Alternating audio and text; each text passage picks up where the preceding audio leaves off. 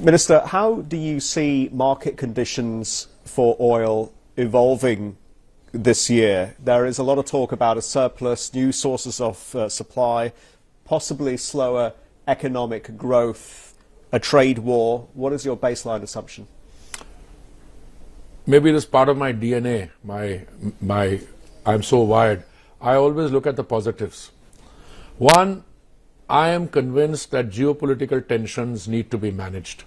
So wherever there have been conflicts, I think there's enough goodwill around in the major capitals of the world in terms of the non-state actors for them not to want to push the tensions to a point of conflagration. That's one.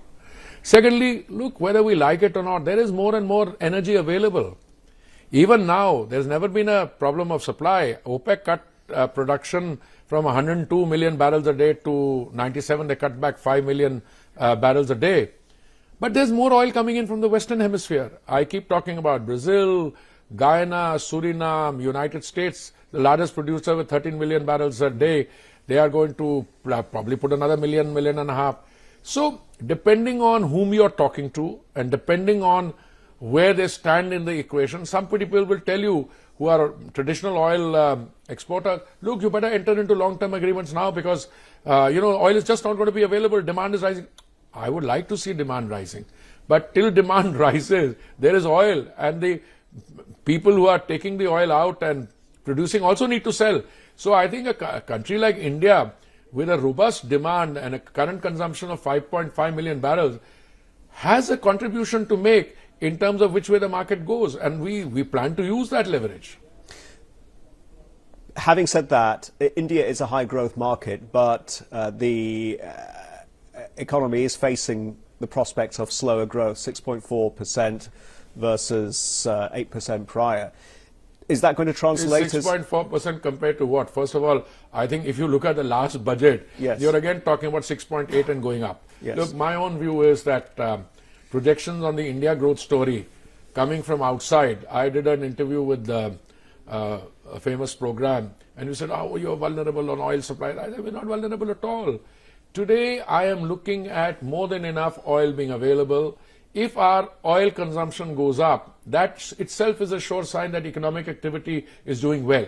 Because you can talk about it being a lifeline, the backbone of an economy.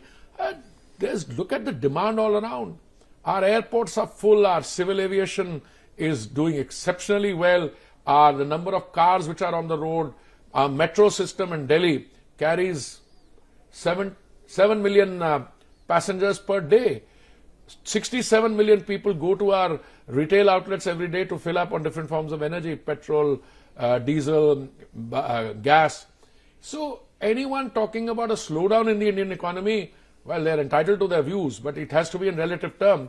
So if you're talking about the fifth largest economy growing at 6.8%, please let me know where the fourth and third largest economies are and where they are going. I think the India story is just beginning to unfold. I'm told that unless you grow at 8%, you will not become a developed nation. Well, I can tell you how we can. First of all, the cost of supplying goods and services in India is not the same as in a very high-cost Western industrial democracy. I mean, we still have a demographic dividend. We have a lot of young people, innovators, etc. So I don't want to be complacent about it, but if we are talking about availability of energy, there is enough around. Our domestic E&P is going up, 98 by 2. The OECD, ONGC is this thing. We are soon going to be getting 45,000 barrels a day. There are other activities going up. If you look at what has happened under OALP 9, today we launched OALP 10. So we lost 10 years because of policies of previous government where they thought, well, if oil is available internationally at reasonable prices, why do you want to put in, it costs $100 million to have an offshore well. Well, don't blame some of the companies for short-term quarter gains. They would say, we won't put it there, we do it to make the balance sheet look good. But I think there's a common shared interest. And today, I think, with the developments in the United States and President Trump saying he wants more and more energy to come into the global market, it is going to happen. There's a big emphasis on diversification of supplies and supply security. India is no stranger to that.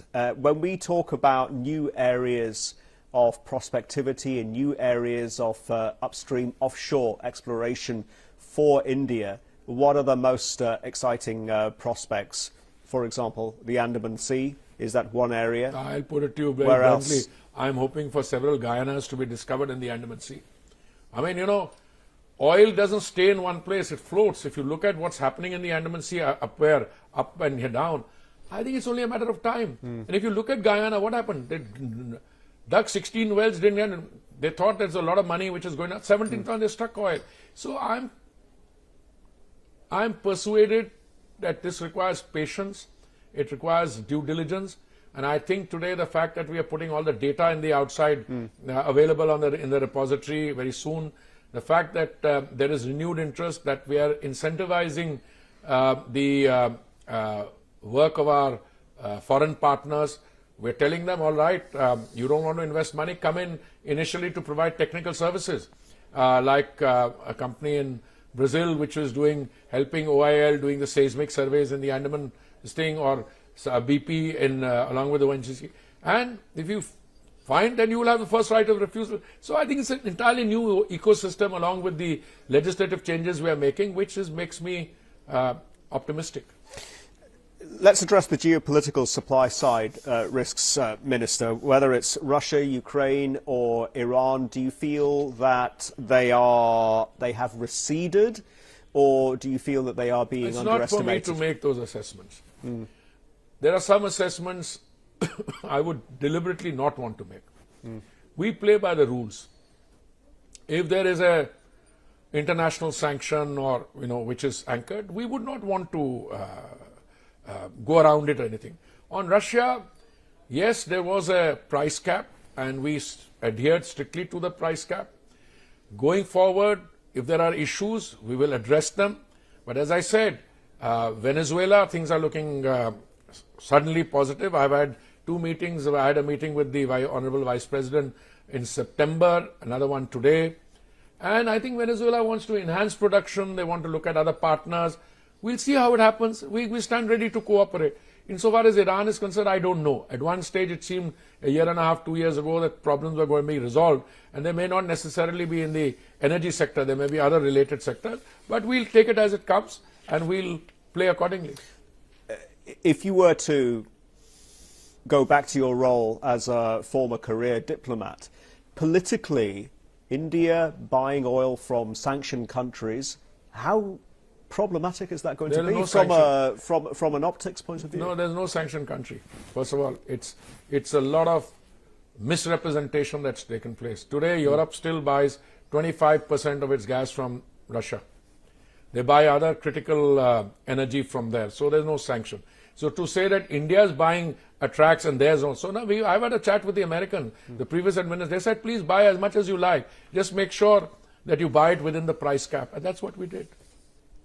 Let's talk about the energy relationship between the US and India. And you said that we buy $20 billion worth from the Americans. Yeah. And is there some upside to that number that's going to materialize out of the bilateral with Prime Minister Modi and President Trump? I'm not going to speculate on what's going to happen in the discussions between the Prime Minister and President Trump.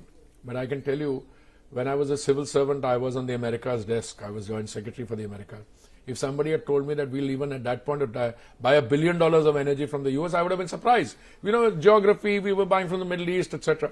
Today we are buying $20 billion worth. If Americans are putting in more energy onto the global market, somebody asked me, are you going to buy more? I said, I'd be surprised if we don't, because it's in the natural flow. One year we did $19 billion worth, and $20 billion. It's all in part of the normal flow of market forces. And yes, if the governments decide to source, especially gas from the United States, would be attractive. There are a lot of people who have been discussing it all along. The previous administration had put a pause on it. That held us back for a while because they were not approving new projects. But I think that's all been lifted. And I saw that lifting coming as soon as the elections there were over, and we saw all the new statements. Is it conceivable that Indian companies like ONGC could take equity stakes in projects in the US? Anything is possible. Their companies take decisions based on their perceived priorities and their board decisions, and anything is possible. Many Indian companies in the private sector were already involved in shale earlier, when the price dropped, they exited. But yes, anything can happen.